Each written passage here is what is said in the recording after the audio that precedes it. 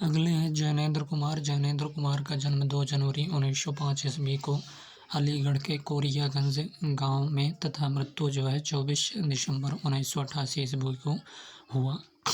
तो जैनेंद्र कुमार का जन्म कब हुआ? 2 जनवरी को हुआ 1905 ईस्वी को अलीगढ़ के कोरियागंज गांव में तथा मृत्यु जो है 24 दिसंबर 1988 ईस्वी को हुआ। इनके बचपन का नाम जो है आनंदी लाल था। बचपन के नाम का क्या था जैनेंद्र कुमार का? तो बचपन के नाम का आनंदी लाल था। जन्म के मात्र 2 वर्ष बाद ही इनके पिता जो है प्यारे लाल का देहांत हो गया। 2 वर्ष की अवस्था में ही जन्म के इनके पिता जो प्यारे लाल थे, उनका नाम था, उनका देहांत हो गया। और इनकी प्रारंभिक शिक्षा की बात करें तो इनके मामा जो है भगवान दीन के द्वारा हस्तिनापुर में खोले गए जो है गुरुकुल में हुई। तो इनकी प्रारंभिक शिक्षा जो है इनके मामा जो है भगवान दीन के द्वारा हस्तिनापुर में खोले गए गुरुकुल में हुई। इनकी माता जो है रमा देवी तथा मामा भगवान दीन ने इनका जो है लालन पालन किया।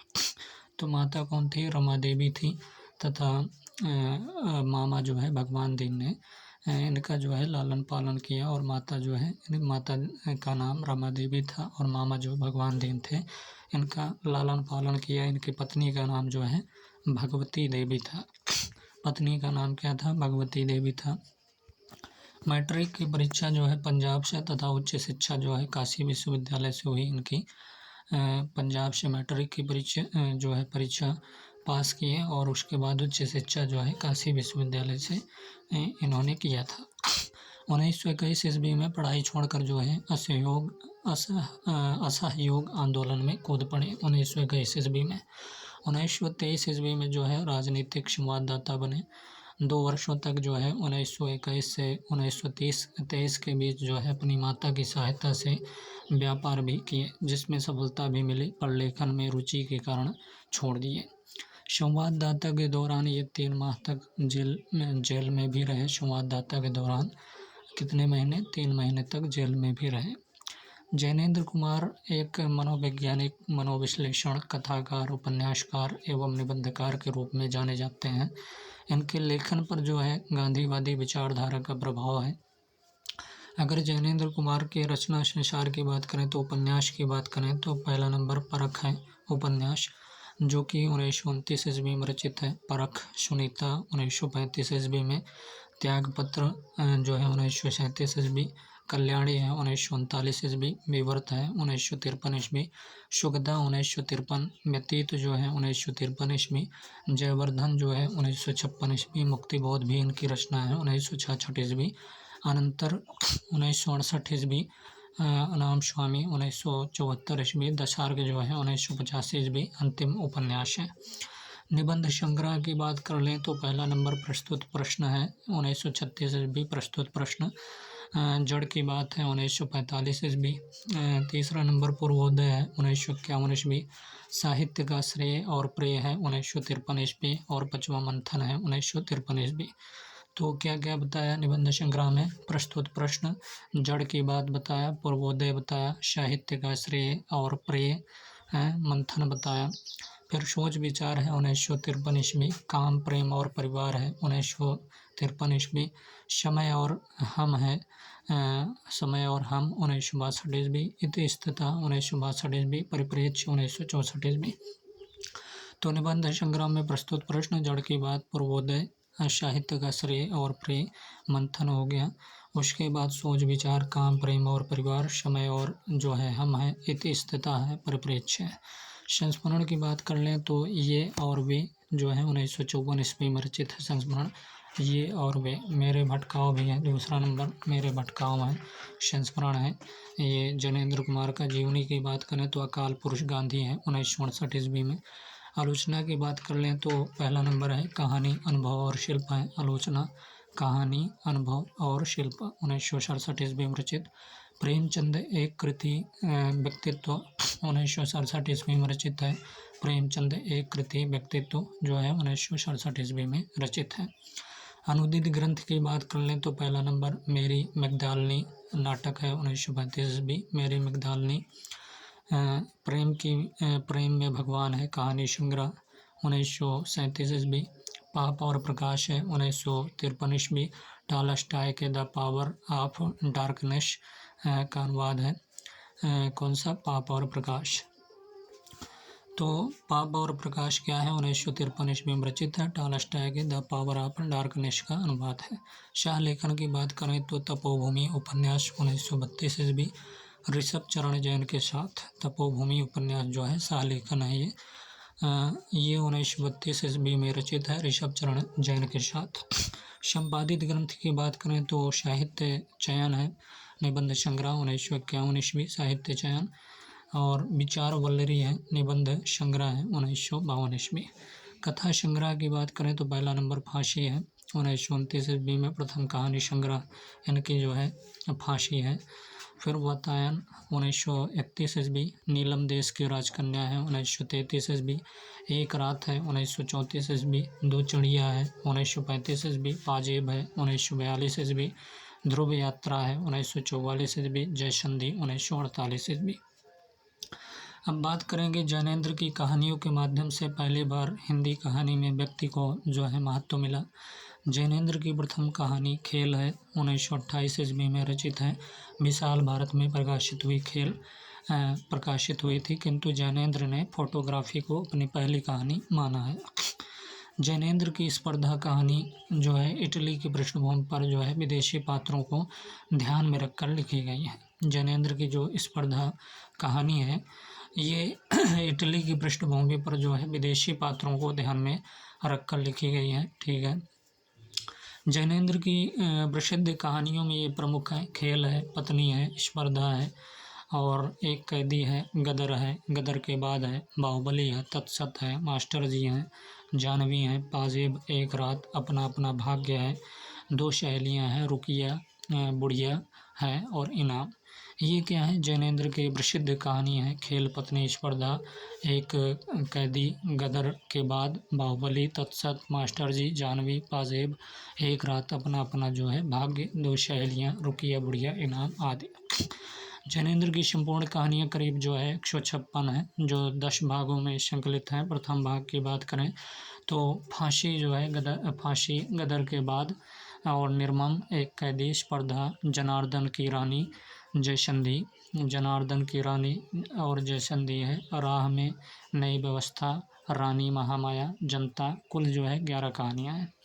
तो प्रथम भाग फांसी है, गदर के बाद, निर्मम, एक कैदी, स्पर्धा, जनार्दन की रानी, जयसंधि, राह में, नई व्यवस्था, रानी महामाया, जनता, कुल जो है 11 कहानियाँ। द्वितीय भाग अनंतर है, इनाम है, पाजेब है, अनंतर, इनाम है, पाजेब है, आत्मनिरीक्षण है, फोटोग्राफी है, खेल है, किसका रुपया है, चोर है, अपना अपना भाग्य, तमाशा, दिल्ली में जनता, दो चिड़िया, पढ़ाई, राजपथिक है, अपना पराया, बिलमी बच्चा, रामू की दादी, कुल जो है 18 कहानियाँ। तृतीय भाग में देवी देवता, वे तीन, एक दिन, बाहुबली, तत्सत, हवा महल, चिड़िया की बच्ची, वह सांप, ऊर्ध्वबाहु, भद्रबाहु, गुरु काव्यायन, नारद का जो है अर्घ्य, अनबन, लाल सरोवर, उपलब्धि, नीलम देश की राजकन्या, धर्मपुर का वासी, और कामना पूर्ति, एक गो, काल धर्म, वह बेचारा, कुल जो है 21 कहानी।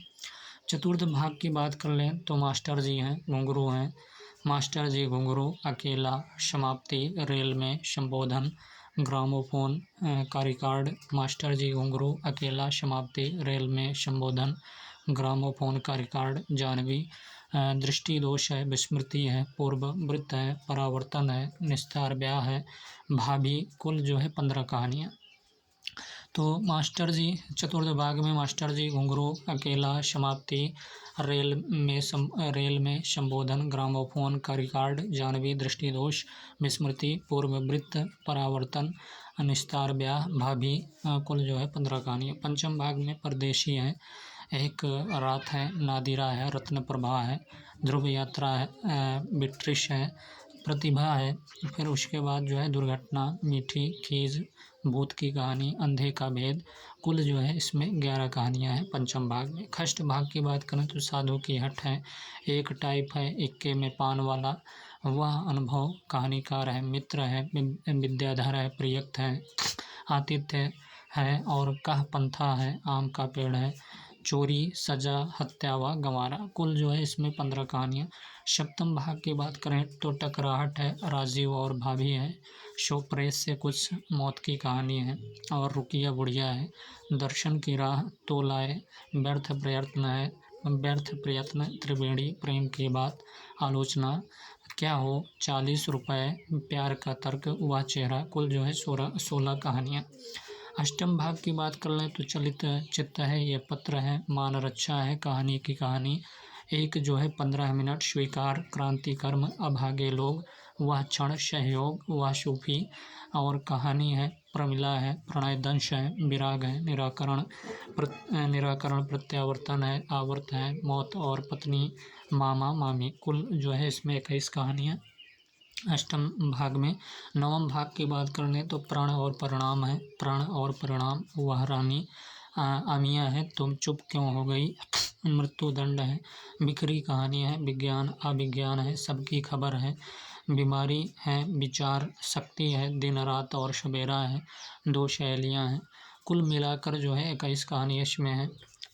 तो दशम भाग की बात करें तो महामहिम, निशेष, यथावत, विच्छेद, मुक्त प्रयोग, कष्ट, बेकार, झमेला, वेदों, छह पत्र, दो राह, जीना मरना, उलटफेर, चक्कर, सदाचार का विक्षेप, मुक्ति। कुल जो है 16 कहानियाँ।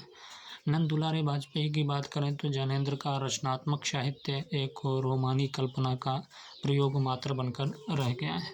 प्रभाकर वाजपेयी कहते हैं कि ज्ञानेंद्र ऐसे सज्जन हैं जो पहेली से भी अधिक जो है गूढ़ हैं, वह इतने सरल हैं कि उनकी सरलता भी वक्र लगते हुए इतने निर्मयमान है कि जो है कहीं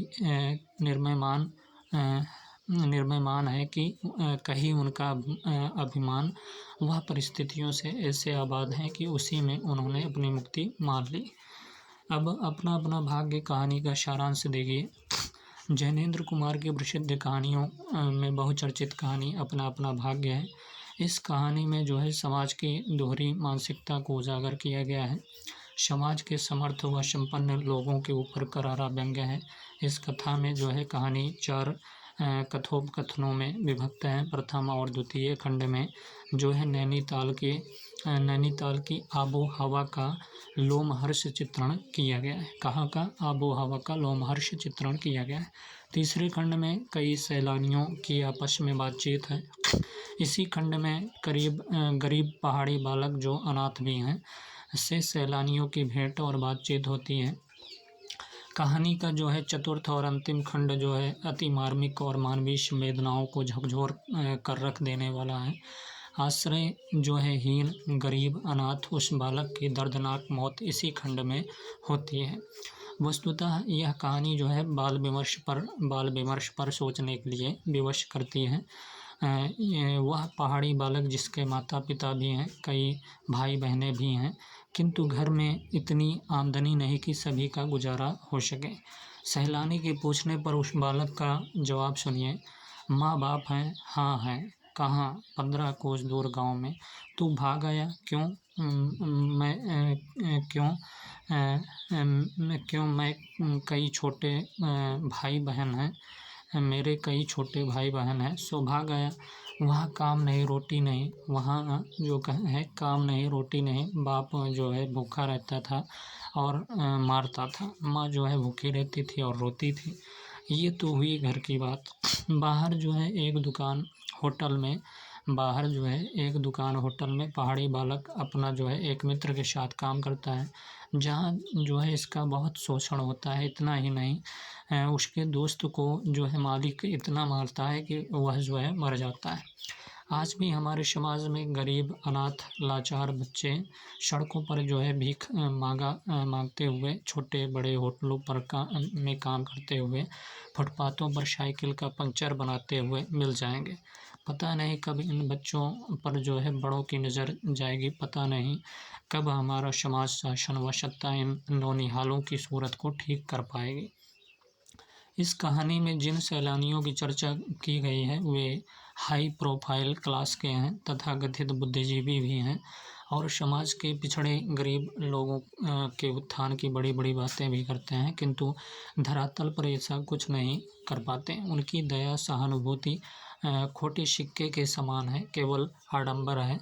जब वास्तविकता में अनाथ बालक की सहायता करने की बात आती है तो फिर जो है पल्ला झाड़ लेते हैं। कहानी में घर से भागा हुआ पहाड़ी बालक की नौकरी छूटने के बाद जो है ठिठुरती ठंड में कम कपड़ों में ही इधर उधर भटकता रहता है। न तो उसके पास खाने को कुछ भोजन है और न इससे कपकपाती ठंड से बचने के लिए ओढ़ने के लिए कोई जो है गर्म कपड़े।